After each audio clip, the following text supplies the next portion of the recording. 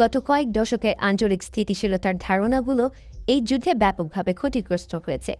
দীর্ঘ সময়ের মার্কিন নিরাপত্তা বলয় বা সুরক্ষা ছাতার উপর যে নির্ভরশীলতা উপসাগরীয় দেশগুলোর ছিল তা এখন প্রশ্নের মুখে পড়েছে।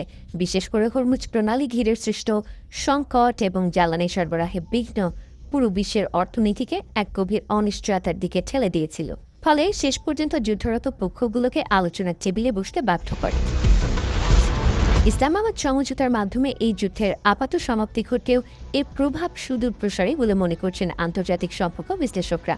পর্যবেক্ষকদের মতে এই যুদ্ধ কেবল সামরিক শক্তির লড়াই নয়, বরং এটি মধ্যপ্রাচ্যের ক্ষমতার কাঠামো পরিবর্তনের একটি প্রয়াস।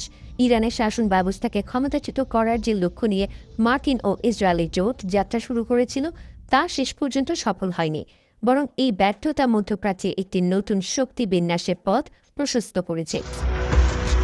এই সংঘাতের ফলে মার্কিন যুক্তরাষ্ট্রের কৌশলগত সক্ষমতা নিয়েও নতুন করে বিতর্ক শুরু হয়েছে। ওয়াশিংটন তার মিত্র দেশগুলোর নিরাপত্তা নিশ্চিত করতে কতটা কার্যকর তা নিয়ে উপসাগরীয় দেশগুলোর মনে অবিশ্বাসের জন্ম হয়েছে। ফলে এই দেশগুলো এখন নিজেদের নিরাপত্তা নিশ্চিত করতে বহুমুখী কৌশলের দিকে ঝুঁকছে। তারা এখন কেবল আমেরিকার উপর নির্ভরশীল না থেকে আঞ্চলিক পর্যায়ে নতুন ধরনের সমন্বয় এবং অন্যান্য বৈশ্বিক শক্তির সাথে সহযোগিতার পথ খুঁজছে। অন্যদিকে ইসরায়েলের আঞ্চলিক উচ্চাকাঙ্ক্ষাও এই যুদ্ধের ফলে বড় ধরনের ধাক্কা খেয়েছে।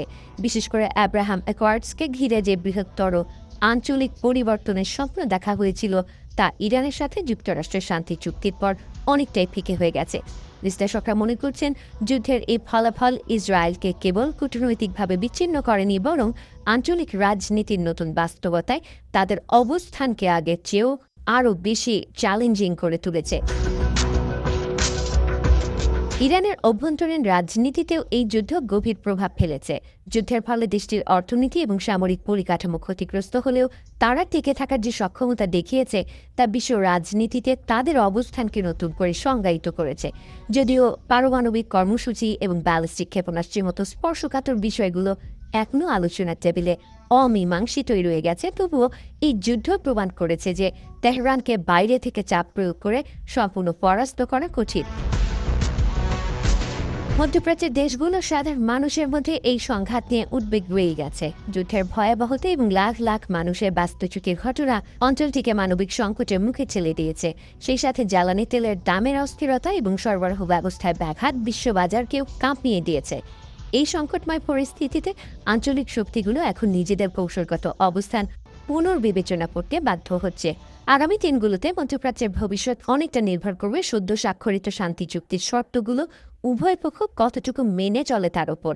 ইরান ও যুক্তরাষ্ট্রের মধ্যে এই সমঝোতা যদি স্থায়িত্ব পায় তবে হয়তো অঞ্চলটি এক নতুন স্থিতিশীলতার দিকে এগোতে পারে, কিন্তু যদি কোনো পক্ষ এই চুক্তি ভঙ্গ করে তবে তা পুরো অঞ্চলকে আবারও এক ভয়াবহ যুদ্ধের দিকে টেনে নিতে পারে বলে আশঙ্কা করছেন বিশেষজ্ঞরা।